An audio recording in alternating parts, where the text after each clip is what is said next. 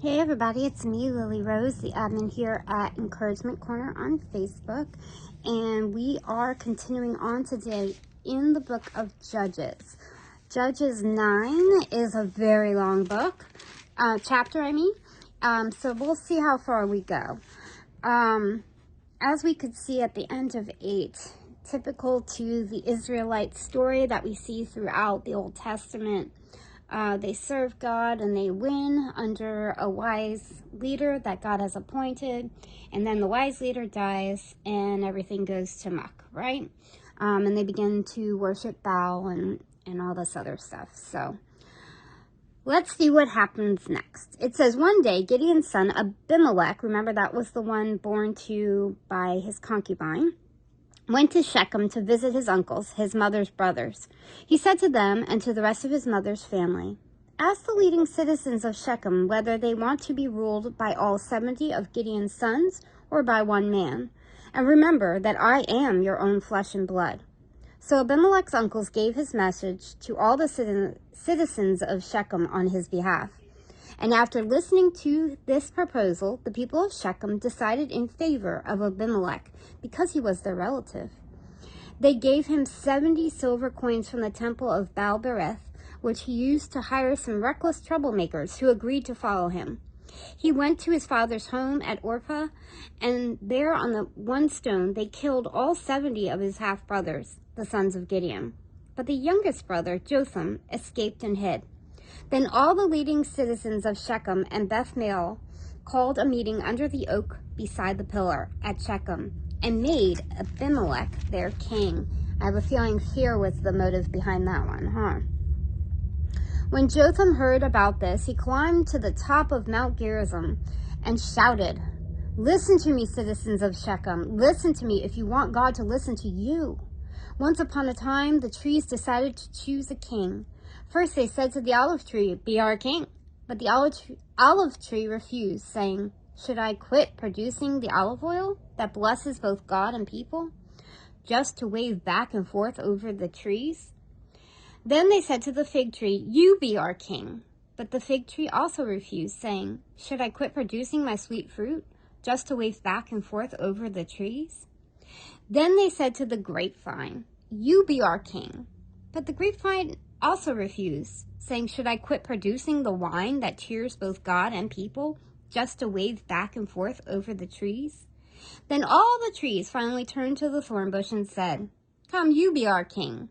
And the thorn bush replied to the trees, if you truly want to make me your king, come and take shelter in my shade. If not, let fire come out from me and devour the cedars of Lebanon. Jotham continued, now make sure you have acted honorably and in good faith by making Abimelech your king, and that you have done right by Gideon and all of his descendants. Have you treated him well with the honor he deserves for all that he accomplished?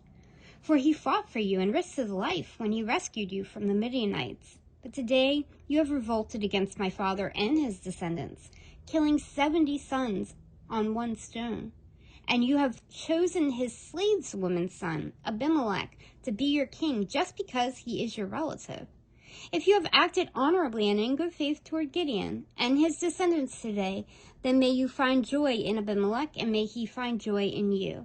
But if you have not acted in good faith, then may fire come out from Abimelech and devour the leading citizens of Shechem and Beth-mael, and may fire come out from the citizens of Shechem and Beth-mael and devour Abimelech. Then Jotham escaped and lived in Beer because he was afraid of his brother Elimelech. After Elimelech had ruled over Israel for 3 years, God sent a spirit that stirred up trouble between Abimelech and the leading citizens of Shechem, and they revolted. God was punishing Abimelech for murdering Gideon's 70 sons, and the citizens of Shechem for supporting him in this treachery of murdering his brothers. The citizens of Shechem set an ambush for Abimelech on the hilltops and robbed everyone who passed that way. But someone warned Abimelech about their plot. One day, Gal, son of Ebed, moved to Shechem with his brothers and gained the confidence of the leading citizens of Shechem. During their annual harvest festival at Shechem, held in the temple of the local god, the wine flowed freely, and everyone began cursing Abimelech. Who is Abimelech? Gal shouted. He's not a true son of Shechem, so why should we be his servants? He's merely the son of Gideon, and this Zebul is merely his deputy. Serve the true sons of Hamor, the founder of Shechem. Why should we serve Abimelech? If I were in charge here, I would get rid of Abimelech. I would say to him, get some soldiers and come out and fight. But then Zebul, the leader of the city, heard what Gal was saying.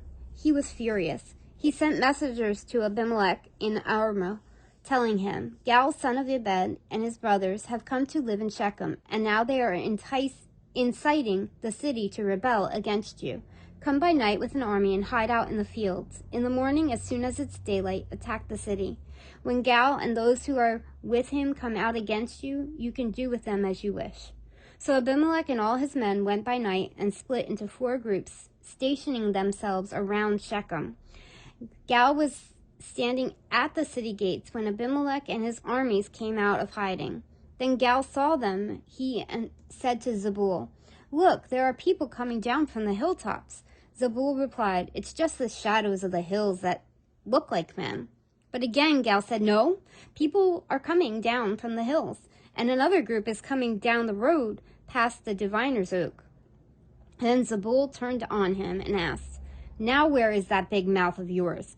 Wasn't it you that said, Who is Abimelech, and why should we be his servants? The men you mocked are right outside the city. Go out and fight them.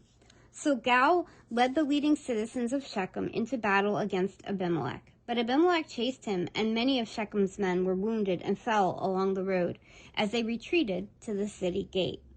Abimelech returned to Armah, and Zebul drove Gal and his brothers out of Shechem. The next day, the people of Shechem went out into the fields to battle. When Abimelech heard about it, he divided his men into 3 groups and set an ambush in the fields. When Abimelech saw the people coming out of the city, he and his men jumped up from hiding places and attacked them. Abimelech and his group stormed the city gate to keep the men of Shechem from getting back in, while Abimelech's other 2 groups cut them down in the fields. The battle went on all day before Abimelech finally captured the city. He killed the people, leveled the city, and scattered salt all over the ground. When the leading citizens who lived in the tower of Shechem heard what had happened, they ran and hid in the temple of Baal-berith. Someone reported to Abimelech that citizens had gathered in the temple, so he led his forces to Mount Zillim. He took an axe and chopped some branches from a tree. Then he put them on his shoulder. Quickly, do as I've done, he told his men. So each of them cut down some branches, following Abimelech's example.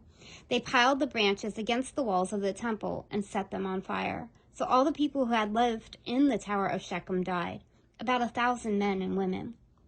When Abimelech attacked the town of Thebez and captured it, but there was a strong tower inside that town, and all the men and women, the entire population, fled to it. They barricaded themselves in and climbed up to the roof of the tower. Abimelech followed them to the attack tower, but as he prepared to set the fire to the entrance, a woman on the roof dropped a millstone that landed on Abimelech's head and crushed his skull.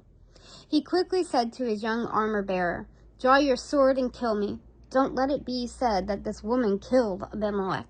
So the young man ran him through with the sword, and he died. When Abimelech's men saw that he was dead, they disbanded and returned to their homes.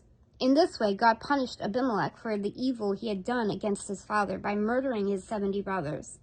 God also punished the men of Shechem for all their evil. So the curse of Jotham, son of Gideon, was fulfilled. We made it all the way through, guys.